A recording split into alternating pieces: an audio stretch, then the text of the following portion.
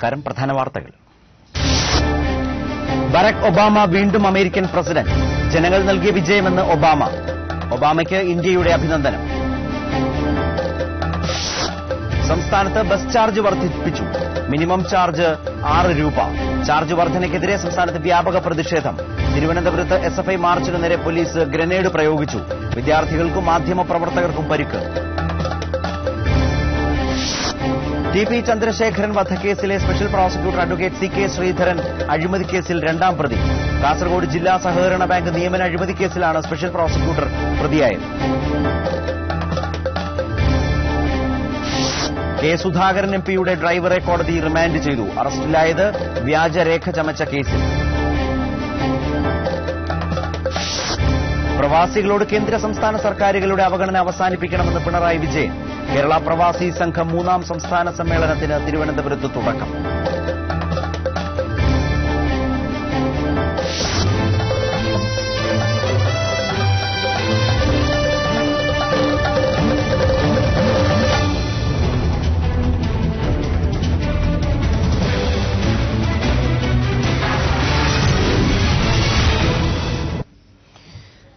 American പ്രസിഡന്റായി Barack ഒബാമയെ വീണ്ടും തെരഞ്ഞെടുത്തു. ഒബാമയ്ക്ക് 303 ഇലക്ടറൽ വോട്ടുകളാണ് ലഭിച്ചത്. റോംനിക്ക് 206. ജനങ്ങൾ നൽകിയ വിജയമാണെന്ന് ഒബാമ പ്രതികരിച്ചു. 538 അംഗ ഇലക്ടറൽ കോളേജിൽ 270 എന്ന മാജിക് നമ്പർ മറികടന്നാണ് ഒബാമ വീണ്ടും വൈറ്റ് ഹൌസിലേക്ക് എത്തുന്നത്. സർവേ ഫലങ്ങളിൽ നിന്നും വ്യത്യസ്തമായി ഇലക്ടറൽ വോട്ടുകളിൽ 100-ലധികം വോട്ടുകൾ അധികം നേടാൻ ഒബാമയ്ക്ക് കഴിഞ്ഞു. നിഷ്പക്ഷ സംസ്ഥാനങ്ങളിലെ മുൻതൂക്കമാണ് ഒബാമയ്ക്ക് തുണയായത്. നിർണായക സംസ്ഥാനമായ ഒഹായോ ഒബാമയ്ക്കൊപ്പം നിന്നു. തലസ്ഥാനമായ വാഷിംഗ്ടൺ DC-യും ഒബാമയെ കൈവിട്ടില്ല. ന്യൂയോർക്ക്, ന്യൂജേഴ്സി, മിഷിഗൺ, മെരിലാൻഡ് തുടങ്ങിയ പ്രധാന സംസ്ഥാനങ്ങളിലും ഒബാമ വിജയം നേടി.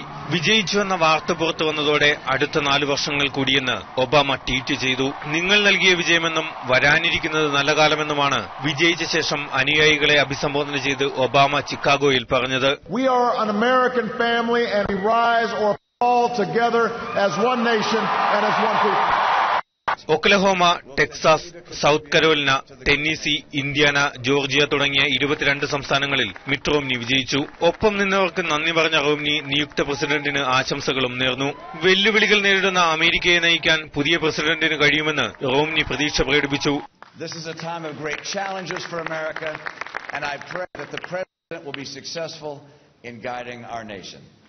മധ്യവർഗ വോട്ടർമാരുടെ പിന്തുണയും ഒബാമയ്ക്ക് നേട്ടമായി എന്നാണ് പ്രാഥമിക വിലയിരുത്തൽ. തെരഞ്ഞെടുക്കപ്പെട്ട ഇലക്ടർമാർ ഡിസംബർ 17-ന് അതത് സംസ്ഥാനത്തൊത്തുകൂടി തങ്ങളുടെ സ്ഥാനാർത്ഥിക്ക് ഔപചാരികമായി വോട്ട് രേഖപ്പെടുത്തും. ജനുവരി 6-ന് US കോൺഗ്രസിന്റെ സംയുക്ത സമ്മേളനത്തിലാണ് വിജയിയെ ഔദ്യോഗികമായി പ്രഖ്യാപിക്കുക. ജനുവരി 21-ന് ബരാക് ഒബാമ അമേരിക്കയുടെ പ്രസിഡന്റായി 2ാം തവണയും സത്യപ്രതിജ്ഞ ചെയ്ത് അധികാരമേൽക്കും. International desk. Barack Obama president പദവിയിലെത്തുന്നത് ഇത് 2ാം തവണയാണ്. ഇല്ലിനോയ്സിൽ സെനറ്ററായി രാഷ്ട്രീയ ജീവിതം തുടങ്ങിയ ഒബാമ പ്രസിഡന്റ് പദവിയിലെത്തിയ ശേഷം നേരിട്ട വെല്ലുവിളികൾ നിരവധിയാണ്.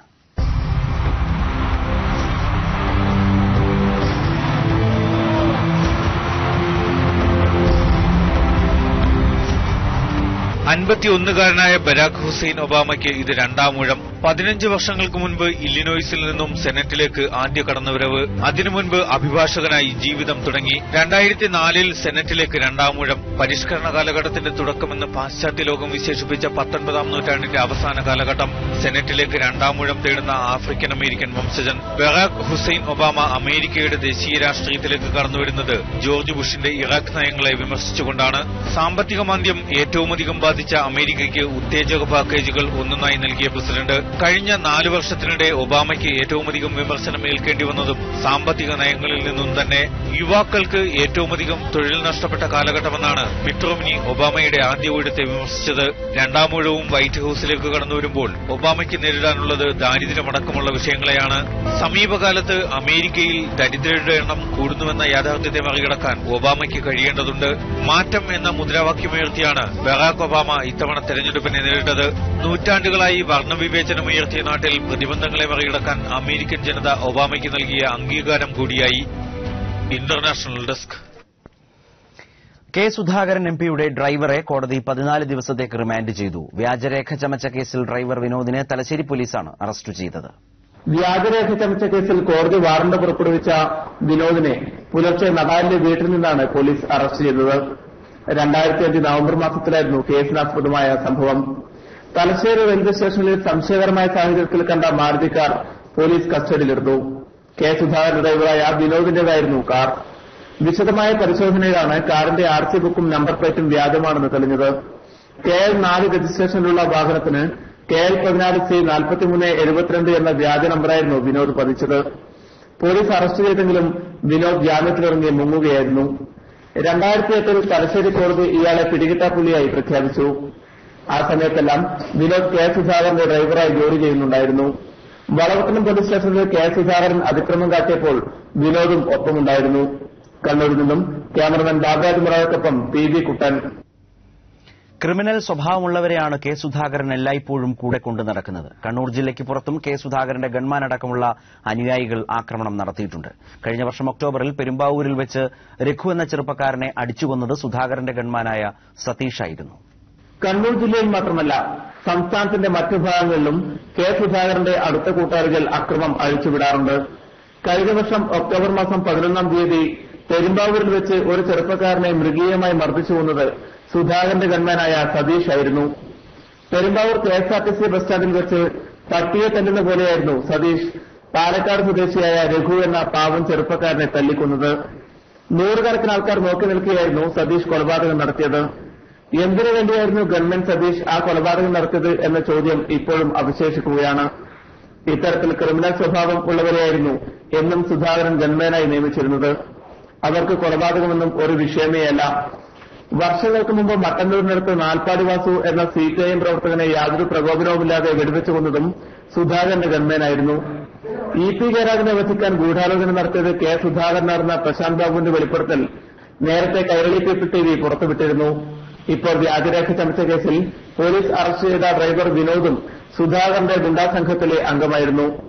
വളപട്ടണം സ്റ്റേഷനിൽ മണൽ മാഫിയയ്ക്ക് വേണ്ടി സുധാകരൻ അതിക്രമം കാട്ടിയപ്പോൾ കൂടെ വിനോദും ഉണ്ടായിരുന്നു. ഏതായാലും ജനങ്ങളെ സംരക്ഷിക്കേണ്ട ജനപ്രതിനിധി തന്നെ ഗുണ്ടാ സംഘങ്ങളെയും കൂട്ടി നടക്കുന്ന കാഴ്ച കണ്ട് അമ്പരക്കുകയാണ് കണ്ണൂരിലെ ജനങ്ങൾ. കണ്ണൂരിൽ നിന്നും ക്യാമറമാൻ ബാബുരാജ് മുറാദക്കൊപ്പം PB കുട്ടൻ. സംസ്ഥാനത്ത് ബസ് ചാർജ് വർദ്ധിപ്പിച്ചു. മിനിമം ചാർജ് 5 രൂപയിൽ നിന്നും 6 രൂപയാക്കി ഉയർത്താനാണ് മന്ത്രിസഭായോഗം തീരുമാനിച്ചത്. വിദ്യാർത്ഥികളുടെ മിനിമം യാത്രാ നിരക്ക് 1 രൂപയാക്കിയും ഉയർത്തി. ബസ് ചാർജ് വർധനവിനെക്കുറിച്ച് പഠിക്കാൻ സർക്കാർ നിയോഗിച്ച ജസ്റ്റിസ് രാമചന്ദ്രൻ കമ്മീഷന്റെ റിപ്പോർട്ട് പൂർണ്ണമായും അംഗീകരിക്കുന്നതായി മന്ത്രിസഭാ യോഗ തീരുമാനങ്ങൾ വിശദീകരിച്ച മുഖ്യമന്ത്രി ഉമ്മൻചാണ്ടി പറഞ്ഞു. ഇതനുസരിച്ച് മിനിമം നിരക്ക് 6 രൂപയാകും. ഫാസ്റ്റ് ബസ്സുകളിൽ മിനിമം നിരക്ക് 7-ൽ നിന്ന് 8 രൂപയാകും. സൂപ്പർ ഫാസ്റ്റ് ബസ്സുകളിൽ 10 രൂപയിൽ നിന്നും 12-ആയും സൂപ്പർ എക്സ്പ്രസുകളിൽ 15-ൽ നിന്നും 17-ആയും സൂപ്പർ ഡീലക്സുകളിൽ 20-ൽ നിന്നും 25 രൂപയായും മിനിമം നിരക്ക് ഉയരും. ലക്ഷറി വോൾവോ ബസ്സുകളിൽ മിനിമം നിരക്ക് 30 രൂപയിൽ നിന്ന് 35 രൂപയായി ഉയർത്താനും മന്ത്രിസഭായോഗം തീരുമാനിച്ചു. വിദ്യാർത്ഥികളുടെ മിനിമം യാത്രാ നിരക്ക് 1 രൂപയാക്കി വർദ്ധിപ്പിക്കാനും തീരുമാനിച്ചതായി മുഖ്യമന്ത്രി പറഞ്ഞു. ഓട്ടോ ടാക്സി നിരക്ക് വർധന സംബന്ധിച്ച പ്രഖ്യാപനം പിന്നീടുണ്ടാകും. ഇതെല്ലാം ജസ്റ്റിസ് രാമചന്ദ്രൻ കമ്മിറ്റിയുടെ ശുപാർശ അതേപടി അംഗീകരിക്കുകയായിരുന്നു. വിദ്യാർത്ഥികളുടേത് കമ്മീഷന്റെ ശുപാർശ അനുസരിച്ച് മിനിമം ചാർജ് 1 രൂപയാക്കിയിട്ടുണ്ട്. 50 പൈസ എന്നുള്ളത് 1 രൂപയാക്കിയിട്ടുണ്ട്. അതിന് പുറമെയുള്ള വിദ്യാർത്ഥികളെ സംബന്ധിച്ചിടത്തോളമുള്ള ചാർജ് വർധനവിന് വേണ്ടിയിട്ടുള്ള കമ്മീഷന്റെ ശുപാർശകൾ തള്ളാൻ തീരുമാനിച്ചു. എമർജിംഗ് കേരളയിലെ ആദ്യ പദ്ധതിയായ സീപ്ലെയിൻ പദ്ധതി അടുത്ത ജനുവരി 31-നകം ആരംഭിക്കുമെന്നും മുഖ്യമന്ത്രി പറഞ്ഞു. നോഡൽ വകുപ്പായ ടൂറിസം വകുപ്പിന് ഇതിനായി 7 കോടി രൂപ അനുവദിച്ചു. സിനിമാ തിയേറ്ററുകളിൽ ടിക്കറ്റിംഗ് സമ്പ്രദായം ഏർപ്പെടുത്തുന്നതിന് നിയമനിർമ്മാണം നടത്തും. സ്മാർട്ട് സിറ്റിയുടെ സർക്കാർ ഓഹരിയായി 12 കോടി രൂപ നൽകാനും മന്ത്രിസഭായോഗം തീരുമാനിച്ചു. ഫുട്ബോൾ താരം IM വിജയന് ആംഡ് പോലീസ് ഇൻസ്പെക്ടറായി പ്രൊമോഷൻ നൽകാനും മന്ത്രിസഭായോഗം തീരുമാനമെടുത്തിട്ടുണ്ട്. News bureau, Thiruvananthapuram. ബസ് നിരക്ക് വർദ്ധിപ്പിച്ചതിൽ പ്രതിഷേധിച്ച് SFI പ്രവർത്തകർ തിരുവനന്തപുരത്ത് നടത്തിയ സമരത്തെ നേരിടാൻ പോലീസ് ലാത്തിചാർജും ഗ്രനേഡും പ്രയോഗിച്ചു. 4 വിദ്യാർത്ഥികൾക്ക് പരിക്കേറ്റു. ഇവരെ ആശുപത്രിയിൽ പ്രവേശിപ്പിച്ചു. 16 വിദ്യാർത്ഥികളെ പോലീസ് റിമാൻഡ് ചെയ്തു. കോഴിക്കോട്, കണ്ണൂർ, കൊല്ലം, തിരുവല്ല എന്നിവിടങ്ങളിലും SFI പ്രവർത്തകർ ഉപരോധ സമരം നടത്തി. തിരുവനന്തപുരത്ത് 150ഓളം വരുന്ന SFI പ്രവർത്തകർ മാർച്ചിൽ പങ്കെടുത്തു. SFI ജില്ലാ സെക്രട്ടറി ബാലമുരളിയുടെ നേതൃത്വത്തിലായിരുന്നു മാർച്ച്. സെക്രട്ടേറിയറ്റിന് മുന്നിലെത്തിയപ്പോഴാണ് പോലീസ് ലാത്തി വീശി ഗ്രനേഡ് പ്രയോഗിച്ചത്. ബാലമുരളിക്കടക്കം 4 പേർക്ക് തലയ്ക്ക് പരിക്കേറ്റു. പരിക്കേറ്റ വിദ്യാർത്ഥികളെ ആശുപത്രിയിലെത്തിക്കണമെന്നാവശ്യപ്പെട്ട് വിദ്യാർത്ഥികൾ AR ക്യാമ്പിന് മുൻപിൽ കുത്തിയിരിപ്പ് സമരം നടത്തി. തുടർന്ന് 4 പേരെ ആശുപത്രിയിലേക്ക് മാറ്റി. 16 പേരെ റിമാൻഡ് ചെയ്യുകയും ചെയ്തു. സംഘർഷത്തിൽ കൈരളി ടിവിയുടെ ക്യാമറയ്ക്കും മറ്റൊരു സ്വകാര്യ ചാനലിന്റെ കാറിനും കേടുപറ്റി. കൺസെഷൻ വർധനവിനെതിരെ തിരുവനന്തപുരത്ത് AISFും ABVPയും മാർച്ചും ധർണയും സംഘടിപ്പിച്ചു. ABVP മാർച്ചിൽ മുഖ്യമന്ത്രിയുടെ കോലം കത്തിച്ചു. കോഴിക്കോട് നടന്ന ഉപരോധ സമരത്തിന് SFI സംസ്ഥാന പ്രസിഡന്റ് ഷിജു ഖാൻ, ജില്ലാ സെക്രട്ടറി കിരൺ രാജ് തുടങ്ങിയവർ നേതൃത്വം നൽകി. ഷിജു ഖാൻ അടക്കമുള്ള വിദ്യാർത്ഥികളെ പോലീസ് ബലം പ്രയോഗിച്ച് അറസ്റ്റ് ചെയ്ത് നീക്കി. കണ്ണൂർ ജില്ലയുടെ വിവിധ ഭാഗങ്ങളിലും SFI പ്രവർത്തകർ റോഡ് ഉപരോധിച്ചു. കണ്ണൂർ നഗരത്തിൽ SFI കേന്ദ്ര കമ്മിറ്റി അംഗം M ഷാജർ സമരം ഉദ്ഘാടനം ചെയ്തു. കൊല്ലത്ത് SN കോളേജിന് സമീപവും തിരുവല്ലയിലും SFI പ്രവർത്തകർ ഉപരോധ സമരം നടത്തി. വിവിധ ബ്യൂറോകൾക്കൊപ്പം ന്യൂസ് ഡെസ്ക്. TP ചന്ദ്രശേഖരൻ വധക്കേസിലെ special prosecutor advocate CK Sreedharan അഴിമതി കേസിൽ 2ാം പ്രതി. കാസർഗോഡ് ജില്ലാ സഹകരണ ബാങ്ക് നിയമന അഴിമതി കേസിലാണ് സ്പെഷ്യൽ പ്രോസിക്യൂട്ടർ പ്രതിയായത്. 1995 കാസർഗോഡ് ജില്ലാ സഹകരണ ബാങ്കിൽ ക്ലാർക്ക്, കാഷ്യർ, പ്യൂൺ തസ്തികകളിൽ കേരള സഹകരണ സംഘം നിയമം ലംഘിച്ചുകൊണ്ട് 120 പേരുടെ വിവാദ നിയമനം നടന്നത്. ഈ നിയമനങ്ങൾ നടത്തുമ്പോൾ സംവരണം പാലിച്ചില്ലെന്നും അനർഹരായവരുടെ ഉത്തരക്കടലാസ് കൃത്രിമമായി ഉണ്ടാക്കി നിയമനം നൽകിയെന്നുമാണ് കേസ്.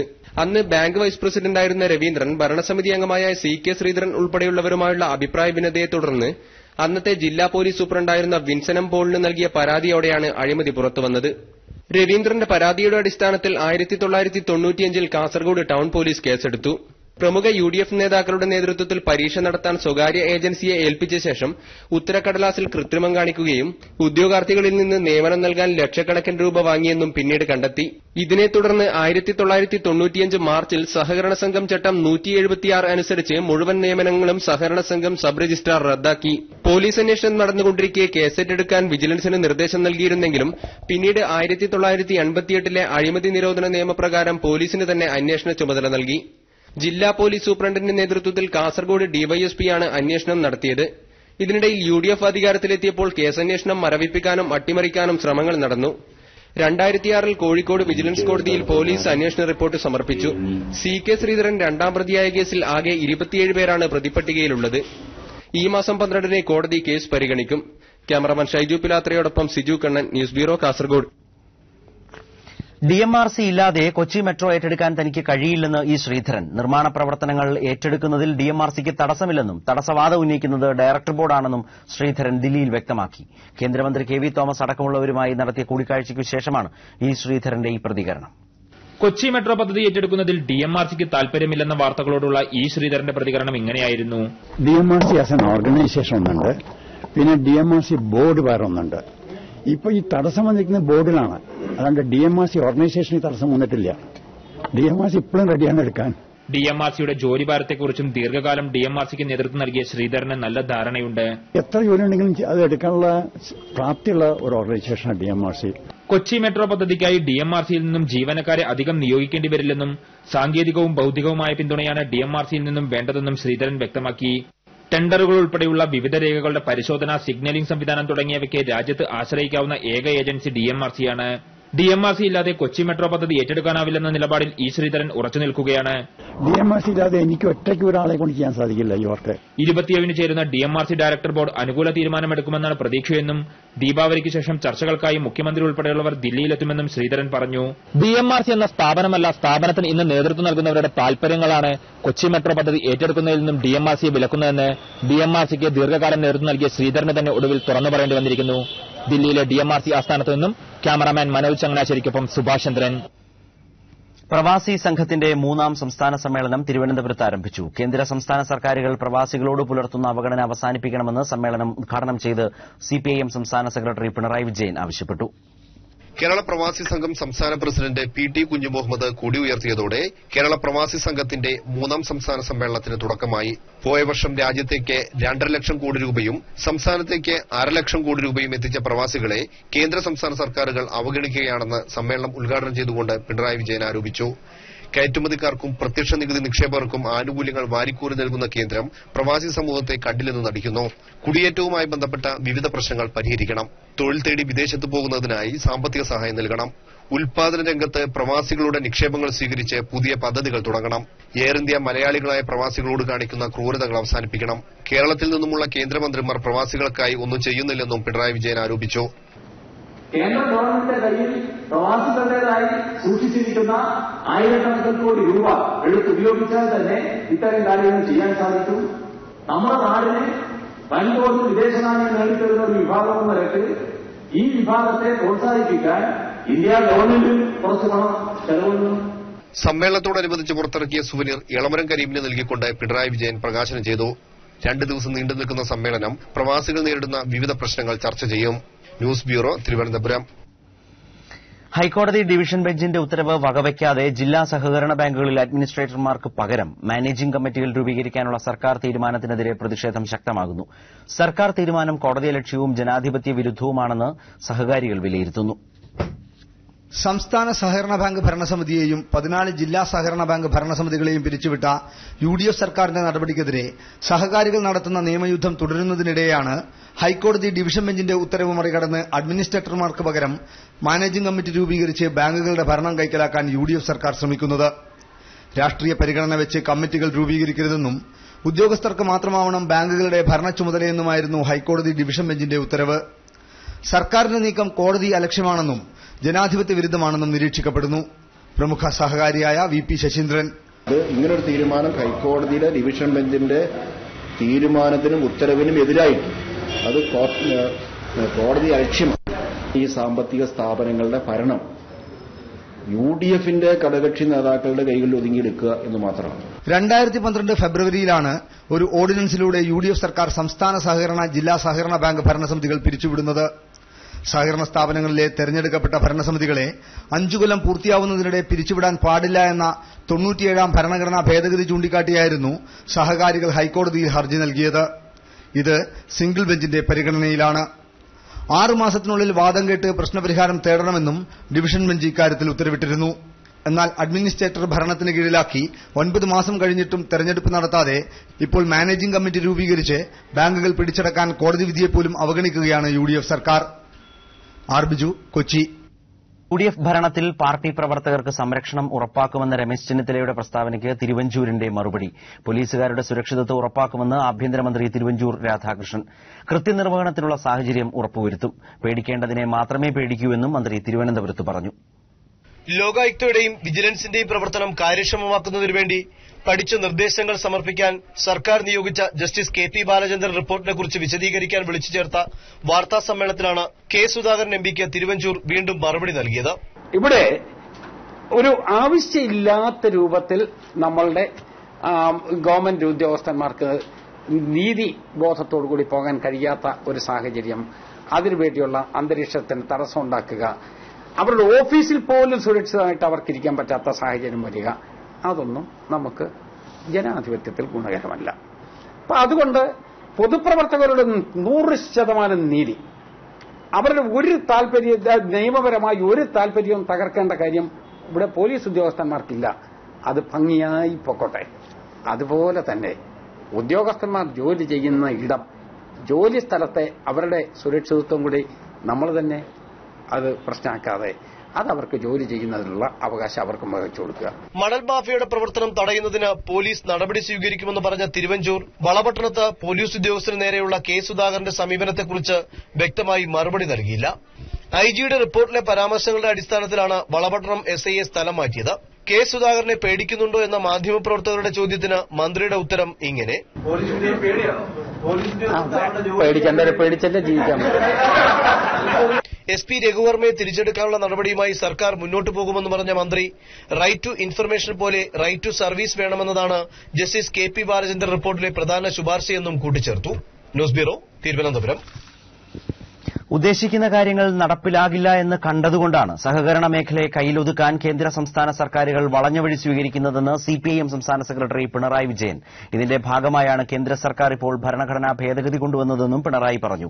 സംസ്ഥാനത്തെ സഹകരണ മേഖലയെ തകർക്കുന്ന കേന്ദ്ര സംസ്ഥാന സർക്കാരുകളുടെ നിലപാടിൽ പ്രതിഷേധിച്ച് കേരള കോഓപ്പറേറ്റീവ് എംപ്ലോയീസ് യൂണിയൻ CITUവിന്റെ നേതൃത്വത്തിൽ നടന്ന സെക്രട്ടേറിയറ്റ് മാർച്ച് ഉദ്ഘാടനം ചെയ്യുകയായിരുന്നു പിണറായി വിജയൻ. വായ്പാ മേഖലയ്ക്ക് ദോഷകരമായ റിസർവ് ബാങ്ക്, നബാർഡ് നടപടികൾ പിൻവലിക്കുക, ആദായ നികുതിയും DTSഉം ഏർപ്പെടുത്താനുള്ള നീക്കം ഉപേക്ഷിക്കുക തുടങ്ങിയ ആവശ്യങ്ങളും എംപ്ലോയീസ് യൂണിയൻ മുന്നോട്ട് വച്ചിട്ടുണ്ട്. സഹകരണ ജീവനക്കാർ പ്രകടിപ്പിക്കുന്നത് ആഭ്യന്തരമന്ത്രി തിരുവഞ്ചൂർ രാധാകൃഷ്ണനെതിരെ വിജിലൻസ് അന്വേഷണം ആവശ്യപ്പെട്ട് ഹർജി. വിവാദ ദല്ലാൾ നന്ദകുമാറിനെതിരെ CBI അന്വേഷണം നടത്തുന്നതിനുള്ള വിജ്ഞാപനം കേന്ദ്ര സർക്കാരിന് അയച്ചുകൊടുക്കാതിരിക്കാൻ ആഭ്യന്തരമന്ത്രി ഇടപെട്ടുവെന്ന് ചൂണ്ടിക്കാട്ടിയാണ് ജോമോൻ പുത്തൻപുരയ്ക്കൽ കോട്ടയം പ്രത്യേക വിജിലൻസ് കോടതിയിൽ ഹർജി നൽകിയത്. വിവാദ ദല്ലാൾ TG നന്ദകുമാർ 100 കോടിയിലധികം രൂപ അനധികൃതമായി സമ്പാദിച്ചുവെന്നും തന്റെ പേര് ദുരുപയോഗം ചെയ്ത് ഹൈക്കോടതി ജഡ്ജിക്കെതിരെ ചീഫ് ജസ്റ്റിസിന് പരാതി അയച്ചു എന്നതടക്കമുള്ള കാര്യങ്ങൾ ചൂണ്ടിക്കാട്ടി ഹർജിക്കാരനായ ജോമോൻ പുത്തൻപുരയ്ക്കൽ മുഖ്യമന്ത്രിക്ക് പരാതി നൽകിയിരുന്നു. ഇതിന്റെ അടിസ്ഥാനത്തിൽ നന്ദകുമാറിനെതിരെ CBI അന്വേഷണം നടത്താൻ സർക്കാർ വിജ്ഞാപനമിറക്കുകയും ചെയ്തു. എന്നാൽ ഇത്തരത്തിൽ വിജ്ഞാപനമിറക്കിയത് കേന്ദ്ര സർക്കാരിനെ അറിയിക്കാതിരുന്നത് ആഭ്യന്തരമന്ത്രിയും TG നന്ദകുമാറും തമ്മിൽ നടത്തിയ ഗൂഢാലോചനയുടെ ഭാഗമാണെന്ന് ചൂണ്ടിക്കാട്ടിയാണ് ജോമോൻ പുത്തൻപുരയ്ക്കൽ ഹർജി നൽകിയത്. TG നന്ദകുമാറിനെ 1-ാം പ്രതിയാക്കിയും ആഭ്യന്തരമന്ത്രി തിരുവഞ്ചൂർ രാധാകൃഷ്ണനെ 7-ാം പ്രതിയാക്കിയുമാണ് ഹർജി നൽകിയിരിക്കുന്നത്. മുൻ ചീഫ് സെക്രട്ടറി K. ജയകുമാർ, ആഭ്യന്തര സെക്രട്ടറി സാജൻ പീറ്റർ എന്നിവരാണ് 5ഉം 6ഉം പ്രതികൾ. തിരുവഞ്ചൂർ രാധാകൃഷ്ണന്റെ കോട്ടയത്തുള്ള വീട്ടിൽ വെച്ചാണ് ഗൂഢാലോചന നടത്തിയതെന്നും ഹർജിക്കാരൻ ചൂണ്ടിക്കാട്ടി.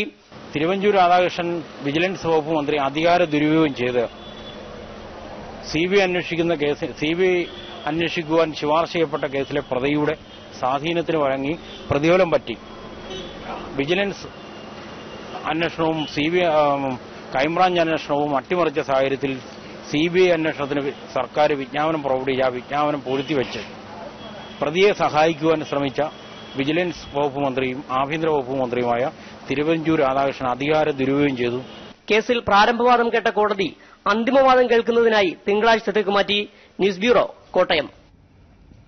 മലയാളം കമ്മ്യൂണിക്കേഷൻസ് ലിമിറ്റഡിന്റെ ഓഹരി ഉടമകൾക്കുള്ള ലാഭവിഹിത വിതരണം നാളെ തുടങ്ങും. കൊല്ലം ജില്ലയിലെ ഓഹരി ഉടമകൾക്കുള്ള ലാഭവിഹിതം നാളെ കൊല്ലം പബ്ലിക് ലൈബ്രറി ഹാളിൽ രാവിലെ 9 മുതൽ വൈകിട്ട് 5 വരെ വിതരണം ചെയ്യും. ഓഹരി ഉടമകൾ ഷെയർ സർട്ടിഫിക്കറ്റിന്റെ പകർപ്പും തിരിച്ചറിയൽ രേഖയുമായി ഹാജരാകണം.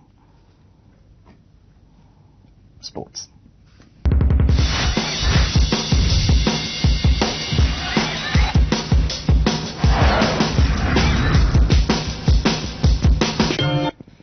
ചാമ്പ്യൻസ് ലീഗിൽ ഇന്നും വമ്പന്മാരുടെ പോരാട്ടങ്ങൾ. ബാഴ്സലോണയും മാഞ്ചസ്റ്റർ യുണൈറ്റഡും എവേ ഗ്രൌണ്ടിൽ പോരിനിറങ്ങുമ്പോൾ ബയേൺ മ്യൂണിക്കിനും ചെൽസിക്കും ഹോം ഗ്രൌണ്ടിലാണ് വെല്ലുവിളി. യൂറോപ്പ് കപ്പിലും ഇന്ന് സൂപ്പർ പോരാട്ടങ്ങളുണ്ട്.